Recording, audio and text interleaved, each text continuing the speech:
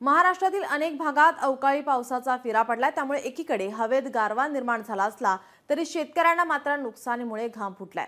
पोटच्या लेकराप्रमाणे जगवलेल्या पिकांचा डोळ्या देखत अक्षरशः चिखल झालाय आणि हिंगोली जिल्ह्यातही काही वेगळी परिस्थिती नाहीये। पाहुयात अवकाळीमुळे शेतीला कशी अवकाळ आली या स्पेशल रिपोर्टमधून।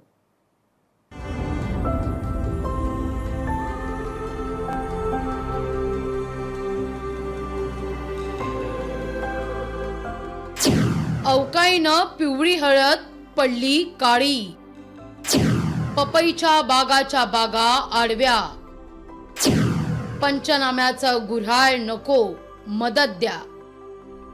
जीवाचं रान करून वाढवलेल्या हळदीची ही अशी अवस्था होऊन बसली आहे। आधी हळदीची लागवड केली, कष्टानं ती वाढवली, काढणीला आल्यावर मजूर लावून ती काढली सुद्धा, पण ती बाजारात नेण्याआधीच अवकाळीचा फेरा पडला आणि रानात ठेवलेले हळदीचे ढीग भिजून गेले।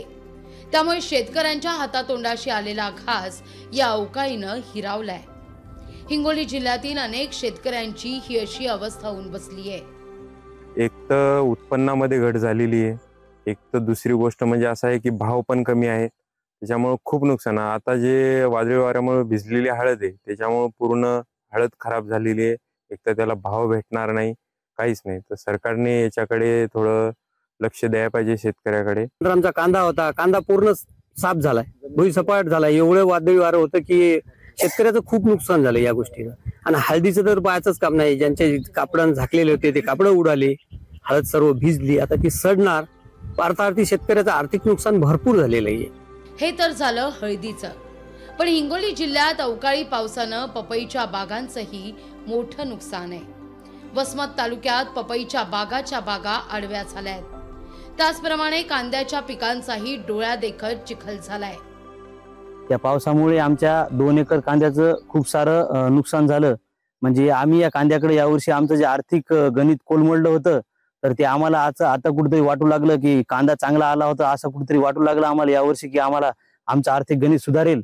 पण आमच्या तोंडाशी आलेला घास या कालच्या झालेल्या वादळी वाऱ्यानं हिसकावून घेतला आणि आमचं आर्थिक गणितच या वर्षीचं कोलमडलं।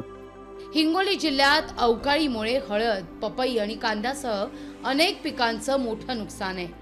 हिंगोली जिल्ह्यातील रात्री अनेक भागामध्ये वादळी वाऱ्यासह पाऊस झाला आणि यामध्ये गोरेगाव परिसरात तो वसमत तालुक्यातील असो शेनगाव तालुक्यातील अनेक भागामध्ये वादळी वाऱ्या झालेल्या पावसामुळे जे हळद उत्पादक शेतकरी आहेत त्यांच्या हळदीचं मोठं नुकसान झालेलं आहे। बघू शकता की मी एका हळदीच्या शेतकऱ्याच्या शेतामध्ये आहे। या शेतकऱ्याने आपल्या 1 एकरमध्ये हळद लागवड केली होती, मात्र रात्री जे वादळी वाऱ्यासह पाऊस झाला, संपूर्ण पावसामुळे या ठिकाणी जे हळद काढून टाकली होती संपूर्ण हळद जे आहे त्या ठिकाणी भिजलेली आहे आणि मोठं नुकसान झाल्याचं पाहण्यामध्ये बघू शकता की ही सगळी परिस्थिती पाहता सरकारनं आता पंचनाम्याचं गुऱ्हाळ न लावता तातडीनं मदत द्यावी आणि संकटात अडकलेल्या शेतकऱ्यांना आधार द्यावा या मागणीनं जोर धरलाय।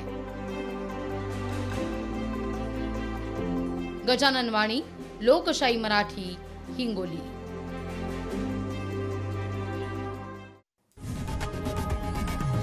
लोकशाही मराठी ऐका, पहा, जागरूक रहा।